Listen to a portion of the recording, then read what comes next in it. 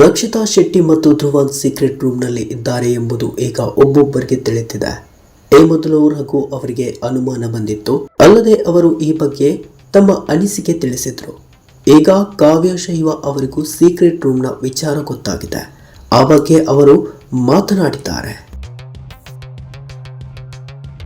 ಹೌದು, big boss Kannada season 12 ಶೋನಲ್ಲಿ ರಕ್ಷಿತಾ ಶೆಟ್ಟಿ ಮತ್ತು ಧ್ರುವಂತ್ ಅವರನ್ನ ಸೀಕ್ರೆಟ್ ರೂಮ್ನಲ್ಲಿ ಇಡಲಾಗಿದೆ. ಕಳೆದ ವಾರ ಅವರಿಬ್ಬರು ಎಲಿಮಿನೇಟ್ ಆಗಿದ್ದಾರೆ ಎಂದು ತೋರಿಸಲಾಯಿತು. ಆದರೆ ಅವರು ಸೀಕ್ರೆಟ್ ರೂಮ್ಗೆ ತೆರಳಿರುವ ವಿಷಯವನ್ನ ಬಿಗ್ ಬಾಸ್ ಮನೆಯೊಳಗಿನ ಸದಸ್ಯರಿಗೆ ತಿಳಿಸಿಲ್ಲ. ಆದರೂ ಕೂಡ ಆ ರಹಸ್ಯ ಲೀಕ್ ಆಗಿದೆ. ಅದಕ್ಕೆ ಕಾರಣ ಕೂಡ ಇದೆ. ಎಲ್ಲ ಸಂಗತಿಗಳನ್ನು ಸೂಕ್ಷ್ಮವಾಗಿ ಗಮನಿಸುವ ಮೂಲಕ ರಘು ಮತ್ತು ಕಾವ್ಯ ಶೈವ ಅವರು ಸೀಕ್ರೆಟ್ ರೂಮ್ ರಹಸ್ಯವನ್ನ ಕಂಡುಹಿಡಿದಿದ್ದಾರೆ. ಧ್ರುವಂತ್ ಮತ್ತು ರಕ್ಷಿತಾ ಶೆಟ್ಟಿ ಅವರನ್ನ ಸೀಕ್ರೆಟ್ ರೂಮ್ನಲ್ಲಿ ಯಾಕೆ ಇರಿಸಿರಬಹುದು ಎಂಬುದನ್ನು ಕಾವ್ಯ ಶೈವ ಅವರು ಊಹಿಸಿದ್ದಾರೆ.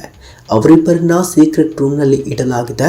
ನಮ್ಮ ಆಟವನ್ನು ನೋಡಿ ಅವರು ಹೇಗೆ ಎಕ್ಸ್ಪ್ರೆಸ್ ಮಾಡ್ತಾರೆ ಎಂಬುದನ್ನು ತೋರಿಸಲಾಗ್ತಿದೆ ಎಂದು ಕಾವ್ಯ ಅವರು ಹೇಳಿದ್ದಾರೆ.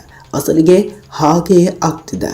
ಇನ್ನೊಂದು ಸಂಗತಿಯನ್ನ ಕಾವ್ಯ ಶೈವ ಅವರು ಸರಿಯಾಗಿಯೇ ಊಹಿಸಿದ್ದಾರೆ.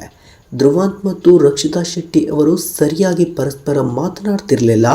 ಈಗ ಅವರಿಬ್ಬರನ್ನ ಒಂದೇ ರೂಮ್ನಲ್ಲಿ ಇರಿಸಿದಾಗ ಅವರು ಏನು ಮಾತನಾಡಿಕೊಳ್ಳುತ್ತಾರೆ ಎಂಬುದನ್ನು ತೋರಿಸಲಾಗಿದೆ ಎಂದು ಕಾವ್ಯ ಶೈವ ಹೇಳಿದ್ದಾರೆ. ಅವರ ಊಹೆ ಬಹುತೇಕ ನಿಜವಾಗಿದೆ.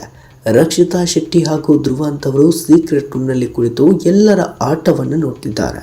ಆಟದ ಹಲವು ವಿಷಯಗಳನ್ನು ನಿರ್ಧರಿಸಲು ಅವರಿಗೆ ಬಿಗ್ ಬಾಸ್ ಕೆಲವು ಅಧಿಕಾರಗಳನ್ನು ನೀಡಿದ್ದಾರೆ.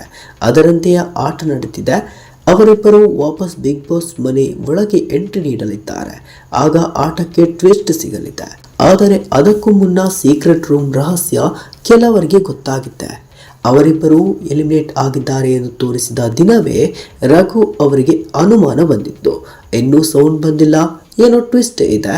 ಪ್ರತಿ ಬಾರಿ ಈ ಸಮಯಕ್ಕೆ ತಕ್ಷಣ ಸೌಂಡ್ ಬರ್ತದೆ. ಬ್ಯಾಕ್ ಸ್ಟೇಜಿಂದ ಹೋಗಿ ಮಾತನಾಡಿಸ್ತಾರೆ, ಅವರ ಭೇಟಿ ಹಾಕ್ತಾರೆ, ಜನರೆಲ್ಲ ಕೂಗಾಡ್ತಾರೆ. ಆದರೆ ಇವತ್ತು ಸ್ವಲ್ಪವೂ ಸೌಂಡ್ ಬಂದಿಲ್ಲ ಎಂದು ರಘು ಅವರು ಹೇಳಿದರು. ಇದೀಗ ಈ ವಿಷಯ ಕಾವ್ಯ ಅವರಿಗೂ ಗೊತ್ತಾಗಿದ್ದು ಸೀಕ್ರೆಟ್ ರೂಮ್ ರಹಸ್ಯ ಗುಟ್ಟು ಬಯಲಾದಂತಾಗಿದೆ.